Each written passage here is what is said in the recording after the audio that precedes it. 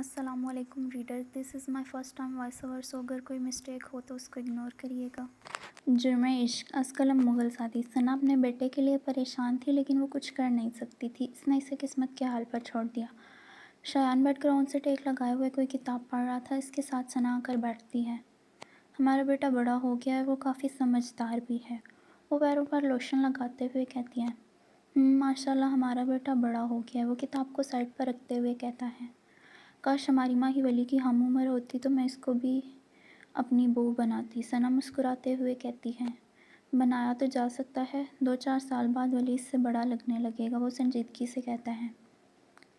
ये हमारी सोच है ना, बच्चे कभी नहीं मानेंगे। आजकल कहाँ कोई उम्र के इतने ज़्यादा फ़र्क होने के बावजूद शादी करता है।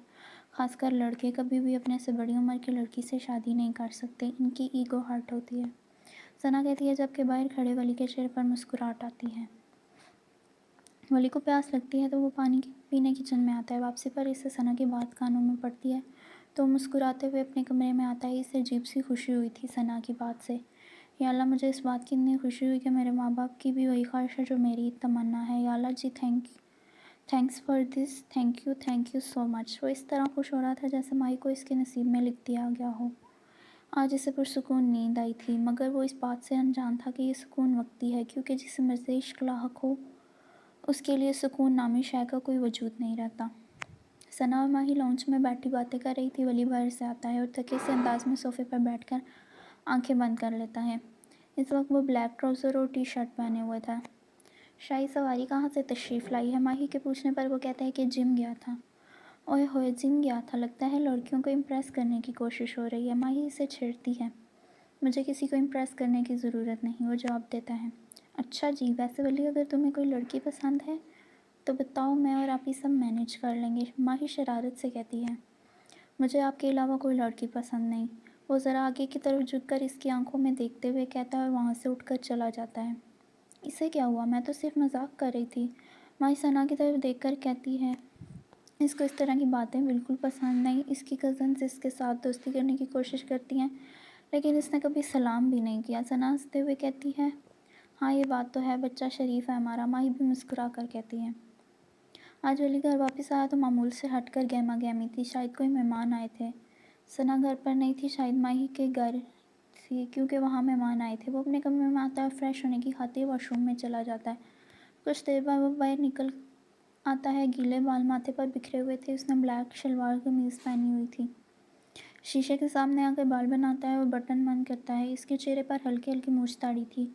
वो 15 साल का होने के बावजूद अपनी उम्र से बड़ा लगता था। वजह इसके चेहरे पर छाई संजीदगी थी।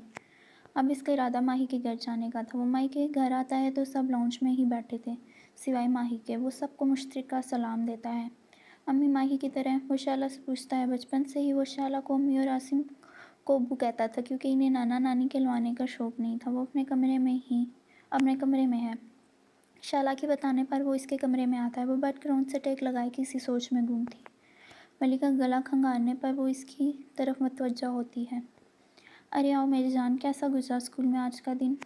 अच्छा था, आप सुनाएं, ऑफिस क्यों नहीं गई? सुबह आ रहा था आपकी तरफ, अम्मी ने कहा कि आप सो रही हैं। तो इसके साथ बैठते हुए कहता है, हाँ वो आज छुट्टी ली थी इसलिए नमाज़ पढ़ कर सो गई। कोई मेहमान आए थे? वो आम से लहजे में पूछता है। हाँ आए थे रिश्ता लेकर, वो भी नॉर्मल अंदाज में जवाब देती है। वली को अपनी सांसें अटकती हुई महसूस हुई। वो मुश्किल पूछता है, फिर आपने क्या कहा? मुझे भी शादी नहीं करनी, इन लोगों को शादी की जल्दी थी सो मैंने इनकार कर दिया। वो आराम से कहती है तो वली की अटकी हुई सांस बहाल होती है। वैसे आपको कैसा पार्टनर चाहिए? वो न जाने क्या सोचकर पूछता है। माही उसकी बात पर मुस्कुराकर गहरा सांस लेती है और गोया होती है। इस्लाम से करीब, औरत की इज़्ज़त करने वाला, मजबूत ईमान वाला, लविंग, केयरिंग, हैंडसम। वो एक ही सांस में तमाम खूबियाँ गिनवाती है। वली दिलकशी से मुस्कुराता है क्योंकि ये तमाम खूबियाँ उसमें थीं।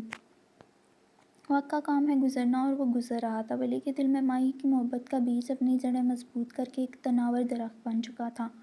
इस्लामाबाद की सड़कों पर ट्रैफिक रवां दवां था। बाहर के शोर शराबे की निस्बत घर में सुकून था। माही वलीद के कमरे में दाखिल होती है। वो शीशे के सामने खड़ा बालों में टावल रगड़ रहा था। गुजरते वक्त के साथ इसका कद माही से ऊंचा हो चुका था। जिम जाने की वजह से इसका जिस्म मजबूत और कुसरती था। 20 साल का होने के बावजूद वो भरपूर वजाहत का मालिक एक मुकम्मल मर्द लगता था, जबकि माही अब इसके सामने बिल्कुल छोटी सी लगती थी। माही मुस्कुराते हुए माशाल्लाह कहती है। जवाब में वली मुस्कुराते हुए सर के खम से शुक्रिया कहता है। खैरियत आप हमारे गरीब खाने में? वो कंघी करते हुए आईने से उसे देखते हुए कहता है। कुछ सामान ले आओ, वो इससे कहते हुए पैसे इसको थमाती है। ठीक है, लेकर आता हूँ। वो इसके साथ ही बाहर आता है। लॉन में बैठी सना इन दोनों को एक साथ देखती है। इसके दिल में इनको हमेशा साथ देखने की ख्वाहिश पैदा होती है, मगर कुछ ख्वाहिशें कभी पूरी ना होने के लिए की जाती हैं, फिर किसी भी तरह से इन्हें